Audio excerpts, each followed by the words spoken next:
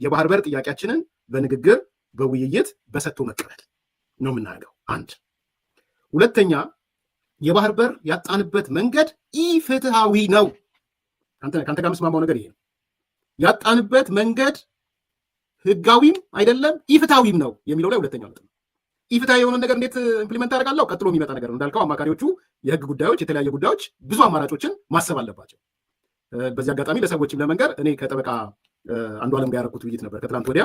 ሰዎች ሄደው ቢያዩት ደስ ይለኛል። ያላዩት ሰዎች የቀይ ባህር ጥያቄ የህልውና ጉዳይ ወይንስ ጊዜያዊ አጀንዳ የሚል ርዕሱም እንደሱ ነበር። በአጋጣሚ የህልውና ጉዳይ ነው ወይንስ የሞቅታ ፕሮፓጋንዳ ነው የሚል። ምክንያቱም አንዳንድ አካባቢ ላይ ኖ የህልውና ጉዳይ ስለሆነ አይደለም፣ የጠቅላይ ሚኒስትሩ የመጨረሻ ካርድ ነው፣ አሁን የመዘዛት ምናምን የዚህ የአቅጣጫ ማስቀየሪያ ነው፣ አጀንዳ ማስቀየሪያ ነው የሚል ስለነበረ የህልውና ጉዳይ ወይንስ አጀንዳ ማስቀየሻ የሚል ርዕስ ሰጥተን ከአንዱ ዓለም ጋር ከጠበቃ ከህግ ሙያተኛው አንዱ ዓለም ጋር ተነጋግረናል። ሄዳችሁ አዩት። በጣም በጣም ጠቃሚ ውይይት ነው የሚመስለኝ።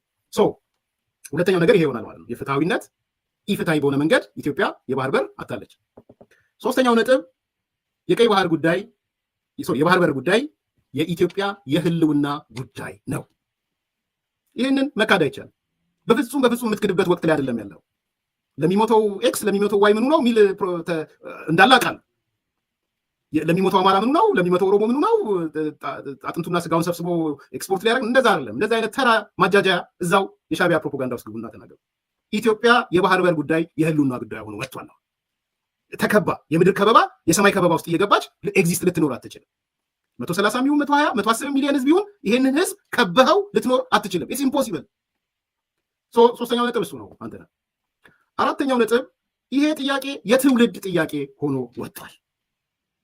ብልጽግና ቢይዘውም ባይዘውም ከዚህ በኋላ ጠቅላይ ሚኒስትሩ ቢይዘውም ባይዘውም ከዚህ በኋላ መንግስት እንደ መንግስት በቃ የሚቻል ነገር አይደለም ልትወው ቢልም ከዚህ በኋላ ያለው ወጣቱ ትውልድ ይሄን አጀንዳ እንደ አጀንዳ ይዞታል። መቼለት እንዳልኩት ከጠርሙሱ ወጥቷል። ነገር ዩካንት ወደ ጠርሙሱ ልትመልስበት የምትችልበት ነገር የለም። የትውልዱ ጥያቄ ሆኗል። መንግስት ከአይናፋርነት ስር ወጣ፣ አሰየው። ኖርነቱ ስለቀየረ አሰየው። እናመሰግናለን። ያመሰግናለሁ መንግስትን በዚህ ጉዳይ ላይ ጠቅላይ ሚኒስትሩንም አመሰግናለሁ።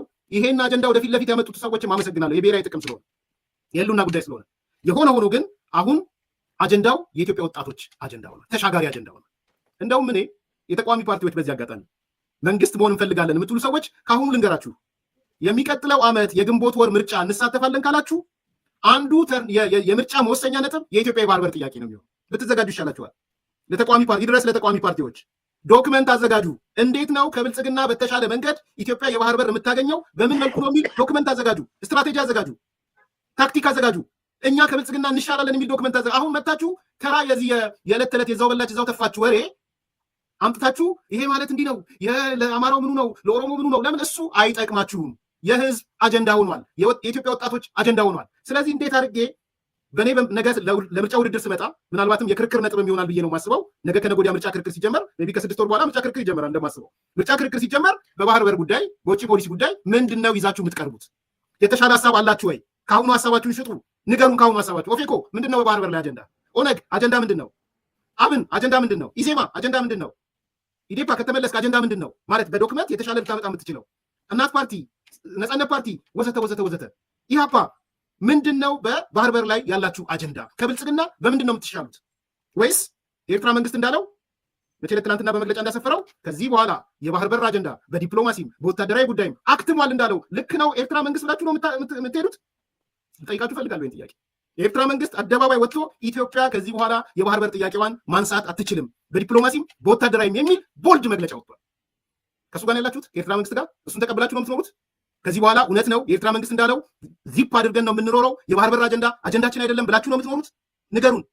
የፋኖ ውስጥም ያላችሁ፣ ኦላ ውስጥም ያላችሁ፣ በሰላማዊ ፓርቲ የምትንቀሳቀሱ የኤርትራ መንግስት ልክ ነው ኢቭን ልትገረዱ ሄዳችሁ በባንዳነት የሄዳችሁን ጨምሮ በተላላኪነት የሄዳችሁን ጨምሮ የኤርትራ መንግስትን መግለጫ ትክክል ነው ብላችሁ ነው ወይ የወሰዳችሁት?